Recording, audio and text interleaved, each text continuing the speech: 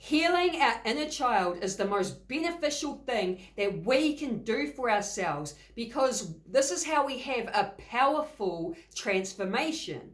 Now understand, the energy you embody, that energy is going to determine what results you get in your life, what's going to be able to come into your reality and what's going to be blocked. Okay, and so when you have these unhealed parts of yourself, these childhood wounds, we carry them around in our energy field, in our subconscious mind. We store trauma in the body and in the nervous system.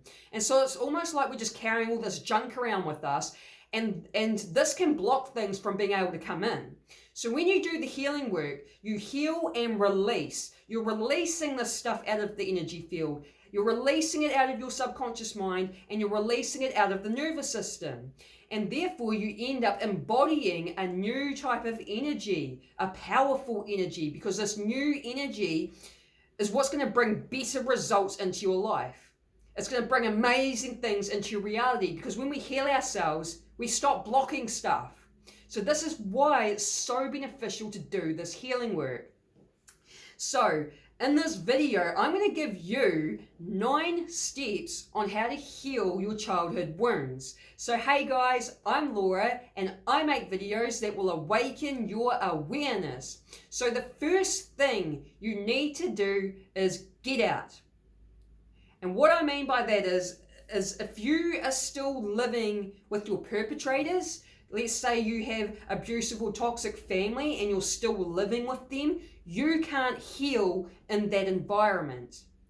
So you have to get out if you want to heal. Now, if you can't get out right away, like you're like, look, I've got nowhere to go, I don't have an option to get out, then I recommend to start planning it. Just start planning to get out in the next 6 months or the next year, or just get some sort of plan in place. Now, the second thing is to find a community. Join spiritual type groups, join mindfulness type groups, find like-minded people that are on the healing journey themselves, so you can have some sort of support system around you. Now, the third step is to connect to your inner child. So your inner child is always a part of you, and it wants attention. So there's a couple of ways you can do this. You could revisit a painful memory from your childhood and imagine the adult version of you being there, talking to your inner child, comforting your inner child. You can imagine giving your inner child a hug and just showing your inner child that love and support that he or she needed. And another way you can connect with your inner child is just by doing things that you enjoyed to do as a kid. So for example, I find joy from just swinging on a swing. I like swinging on swings, right? So as I'm swinging on a swing and I'm like, yo, this is fun, and like it puts me in this joyful mood, that's actually me connecting to my inner child. Or like when you were a kid and it was so exciting to go to the dairy and buy lollies, like you could literally just go and buy some lollies from the dairy, and just, that's another way like to connect to your inner child, just doing the things that you enjoyed to do as a kid.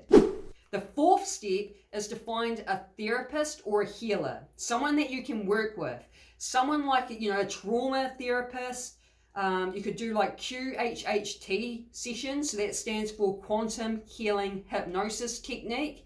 Or you could go to an energy healer. So energy healers work with your energy field. You need to find someone that can assist you with your healing journey, okay? It's hard to do it all on your own.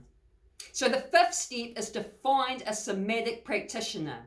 So at the beginning of this video, I talked about how we store things in the body. So doing somatic work is how we release, because the body holds memory. So I want to share a quote with you from a man called Peter Levine, who specializes in this sort of thing. So he says, traumatic symptoms are not caused by the triggering event itself.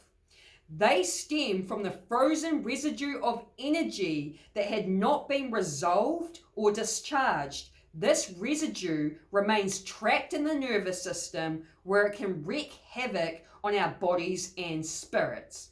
Somatic work could be something like EFT, which stands for Emotional Freedom Technique. So this focuses on energy hotspots to restore balance to your body's energy. So it's similar to acupuncture. Acupuncture uses needles on certain pressure points. EFT uses fingers and tapping. So you can simply tap your third eye or tap the temple, under the eye on the cheek. And so that's a form of somatic work. Another one is EMDR. That stands for eye movement desensitization and reprocessing. And this is designed to resolve unprocessed traumatic memories in the brain. And another form of somatic work is breath work. So simply by doing breath work, this is how we also release trauma out of the body. Okay, so find a somatic practitioner. So step number 6 is inner work and shadow work. So you could find yourself a coach that could help you with this. You could find a course. So I've done courses myself and they don't cost a lot of money. There are affordable courses out there. The great thing about doing a course is you can find a community through them, which was number 2, right? So you can connect with people that are doing the course with you. So that's a great way to find like-minded people. Another way you can do inner work and shadow work is simply by journaling. So you write down like what happened, when, how did it make you feel, how is it still affecting your life today, and just start journaling and seeing what comes out. And another way when it comes to inner work and shadow work is just start becoming mindful with your triggers. Whenever you're finding yourself being triggered by something, that trigger is a clue to what needs to be healed within you. So work with your triggers. So number 7 is meditation. So there are a couple of different types of meditation I'm going to share with you. The first one is a candle meditation that I talk a lot about on my channel. And this is a great meditation that gets your energy out of the head and back grounded in the body. So when we had childhood traumas, a lot of the time we escape the bottom 3 chakras, we come up into our head, we're in our third eye chakra and we're tuning into everyone around us. And we do this as a safety thing. It's so that we can be safe because we didn't feel safe, which is why we escaped the bottom chakras, right? So we're tuning into everyone around us. Oh my God, if everyone around me is good, then I'm safe, right? And so this candle meditation gets the energy out of the head, back grounded in the body. So what you do is you stare at the candle flame and you breathe in. And as you breathe in, you put the awareness in your body, in your hands, your feet, your core, and you feel the separation between you and the candle. And then when you breathe out, you just relax. And then when you breathe in, put the awareness in your body, feel the separation, breathe out, relax. I do this every morning for about 5 to 10 minutes. And again, it gets your energy out of the head and grounded in the body so you can feel safe in the body. It also trains you to be more present to the moment as well. And another type of meditation you can do is a guided meditation specifically to connect to your inner child. So I've done this meditation before and I've had memories come up with limiting beliefs attached to them. So this is another great way to get things to come up so that we can heal them. So step number 8 is forgiveness. Forgiveness is a huge part of the healing process, and you need to understand that forgiveness is for you, it's not for the other person. So forgiveness is where you decide that you're going to be at peace with the situation.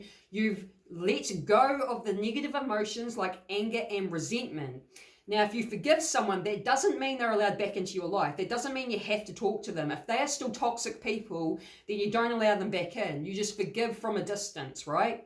And the way we forgive is we can use the reframe technique. So understand, nothing in life has meaning other than the meaning you give it.